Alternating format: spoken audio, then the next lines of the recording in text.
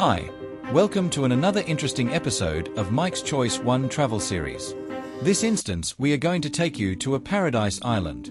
It has been called Ceylon some time ago, and good old days it was known as Serendib, and now the name is Sri Lanka. Recent past Sri Lanka has been gaining interest as a very interesting place to spend your holiday or to take a break.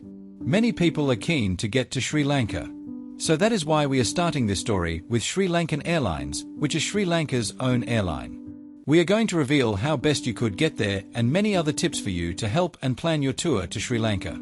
So stay with us till the end and ask questions if you need more assistance. There are a number of airlines that you can get to Sri Lanka. Sri Lankan Airlines have flights from Melbourne, Sydney, and also many leading airports around the world. If you are traveling from Australia, you could also take Singapore Airlines, Cathay Pacific, Malaysian Airlines, Air Asia, Air India, and even Thai Air.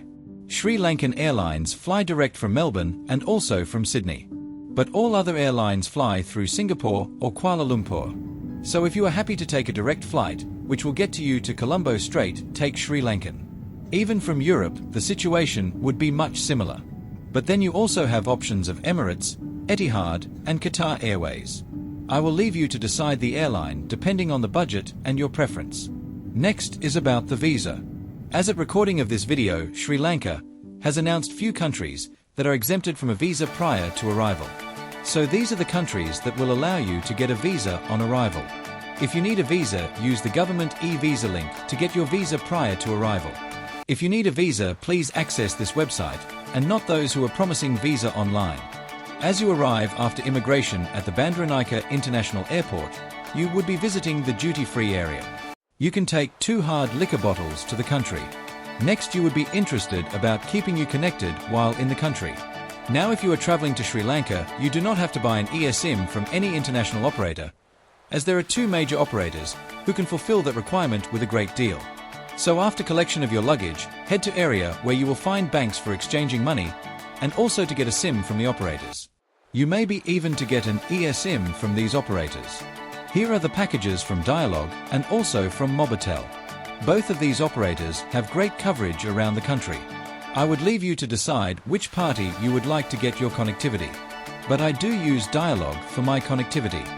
These are the tourist packages for those who would be in the country for a shorter period. Okay, if you are traveling with a group such as TripADeal, you may be meeting your guide in this area closer to mobile operator counters. If not, you may have to either take a taxi from the taxi counters. Talking about vehicles, we cannot forget that Sri Lanka got great roads at least connecting major cities. But if you opt to drive, be careful, especially when you are in city areas and on rural roads. Today we are taking the Southern Highway, and if you take this one, you would be able to reach Gala in a short time. It even has pit stop to refuel and go. I mean, have a small meal and a cuppa or a coffee. But if you want to enjoy the seaside, please take the old Gala road. But it will take long time to reach those places like Aluthkama, Ambalangada, which is known for masks, and also Gala. Oh yes, now we are in Gala. And this is the famous Dutch fort in Gala.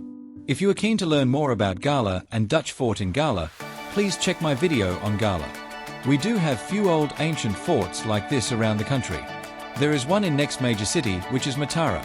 Then we do have one in Jaffna, which was a center during the war with terrorists. Then we do have one in Trincomalee, the Fort Frederick. Then there is one in up north again called Fort Hammonheal. This was a prison at one time. It is Sri Lanka's version of Alcatraz prison, as it is on a separate island. This was the place where the previous leader was kept around 1970s, who started the movement which is in power today in. I would recommend making a visit to that place if you get time during your visit. It is presently a tourist location just like Gala Fort. I believe you are keen to get to beaches in Sri Lanka too. Yes, we do have beaches all around the country. So what are the interesting area? Yes, southern beaches have been known for ages. Starting from Mount Lavinia, the beach along the old Gala Matara Road is known for various beachfront activities. Especially we do have coral reefs around Hikkaduwa where you could do a tour in a boat, then water activities in Baruwala. Anuwatuna is a world-famous place for visiting. Here I am going to take you to a less-known place called Polhina Beach. This is closer to Matara. Then if you are keen to surf, you need to get to either Arugam Bay, even Welagama and Ahangama beaches. This all depends on the time of the year. Later in this video, I am going to present the best time to visit various places. Now I am going to present little about restaurants and hotels. Here we are in one of the best and famous restaurant in Colombo. This is Ministry of Crab. Fancy part of the story is you can see as to how they cook your meal in this place. Yes, it is co-owned by famous cricketers in Sri Lanka. This place is famous for Sri Lankan mud crabs. You would be able to see as to why this place is so famous in this video. This is just one place. But we do have many restaurants around the country. Not only good restaurants but also many great hotels. Though I have not done the tour with TripADeal from Australia, I hear they are getting you some fantastic hotels. I'm going to take you to a hotel in Dambulla area, which is called Jetwing Lake, is a 5-star hotel. Dambulla is around 3.5 hours drive if you are taking the Colombo-Trincomalee Road. Dambulla is a town located in the central cultural triangle of Sri Lanka, making it a popular base for exploring nearby attractions such as Sigiriya Rock Fortress and Minaria National Park. It is home to the largest and best preserved cave temple in the country, the Dambulla Cave Temple. I am not going to show you this hotel in detail, as I would be doing it on a separate video. But main point I would like to drive is that even 4-star hotels are really great in Sri Lanka, and you get them now every corner you go. Even if you go to Ella, you would be able to get luxurious hotels. So the day that we were in Dambulla, we had rain. So be ready for light to heavy rain while in Sri Lanka. We were in Dambulla in March 2023. As I mentioned Sigiriya, I need to talk about ancient kingdoms and cities in Sri Lanka. It would be interesting to visit those places. Hope you remember seeing giant lion paws at the beginning of this video. Yes, that is at Sigiriya Rock Fortress. That is a must place to visit. Here are those frescoes. The Sigiriya frescoes refer to paintings directly administered onto a wall, ceiling, or other enduring surfaces. Artists commonly employ 2 primary techniques for creating frescoes: buon fresco, Italian for true fresh, and fresco secco. In the buon fresco technique, pigments are ground in water and applied to a wet, fresh, and thin lime mortar, whereas in the fresco secco technique, pigments are mixed with an organic binder before being applied to a dry mortar. Despite the need for swift and error-free execution, the buon fresco technique offers greater durability. What you see here is the mirror wall. Yes, it reflects like a mirror. There are many interesting facts on Sigiriya. I would leave it for you to find when you visit. There are few more ancient cities around Sri Lanka. Sri Lanka boasts of a rich culture and engineering skills from ancient times. Sri Lanka has 2,500 years of written history. So make it a point to visit Anuradhapura and Polonnaruwa to see those ancient cities and the masterpieces done by Sri Lankan engineers in bygone era. There are stories which say that they even had flying machines. You also will be able to get an experience on good old village life. We had this while we were in Dambulla. As I have done a separate video on that, I am not going to show you more on that in this video. You would remember that I mentioned about rain while we were in Dambulla. Yes, that was because it was the rainy season for north and east of the country. Here I am updating you the best suitable time for various activities. Just remember that Sri Lanka got 2 monsoons.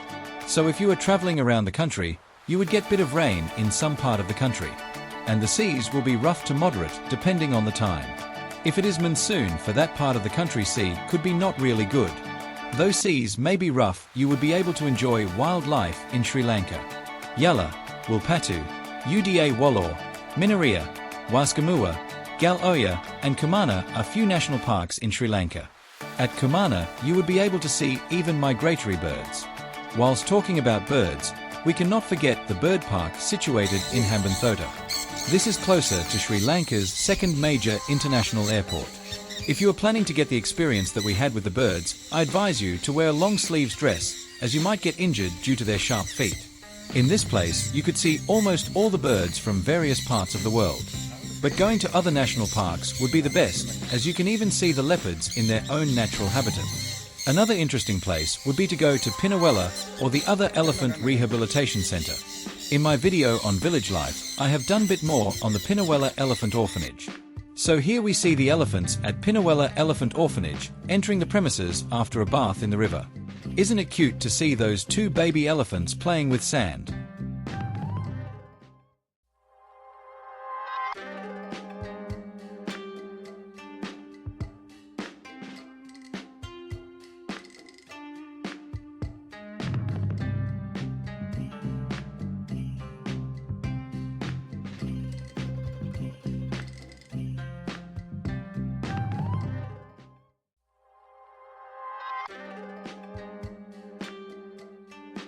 Most part of Sri Lanka are warm and humid.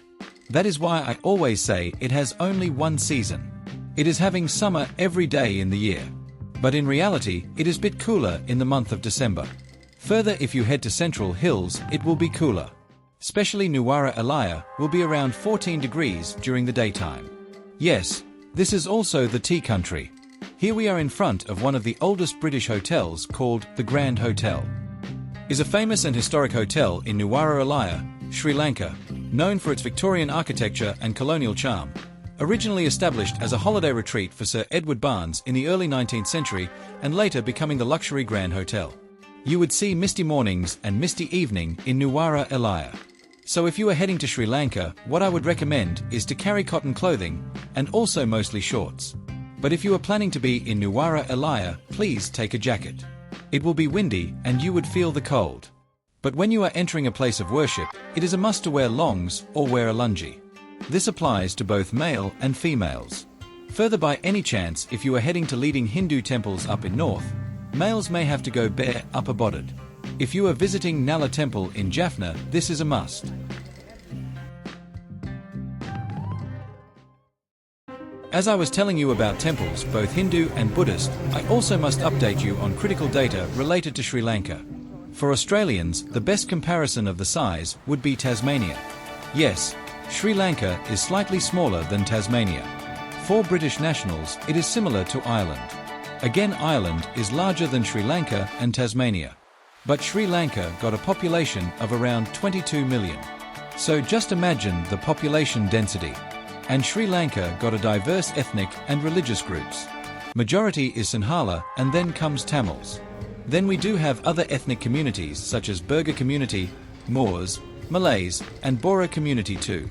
When you consider the religious groups, we could see Buddhists, Catholics, Hindus, and Muslim communities.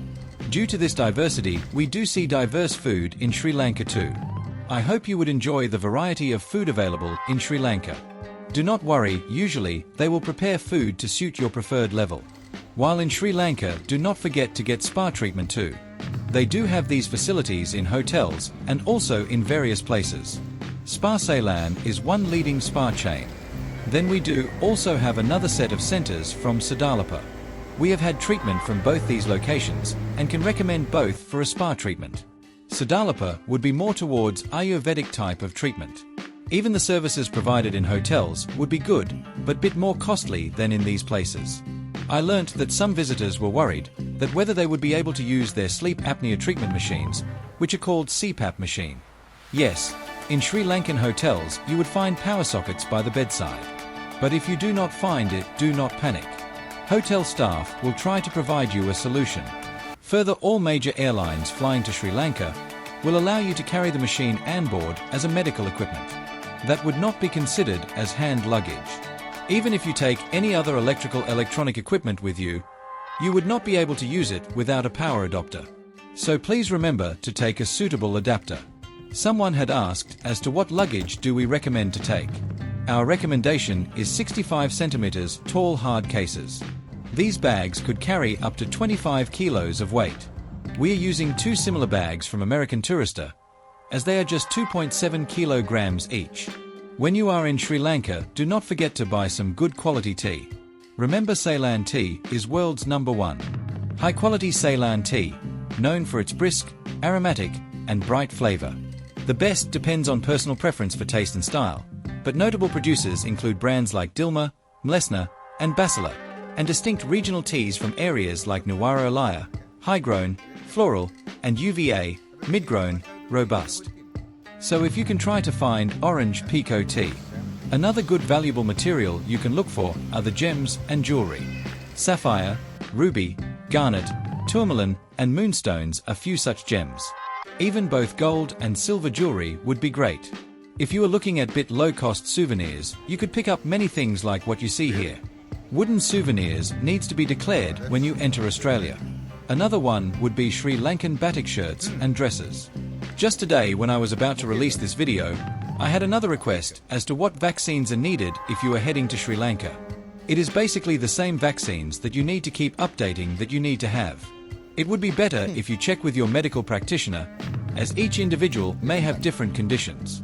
But please do not forget to take a good insect repellent, sunglasses, and a hat. We hope we have provided you all the information to make your stay in Sri Lanka an enjoyable one, and we wish you a safe journey. Thank you for watching this video, and hope to meet you in another interesting video. Please subscribe us. Thank you.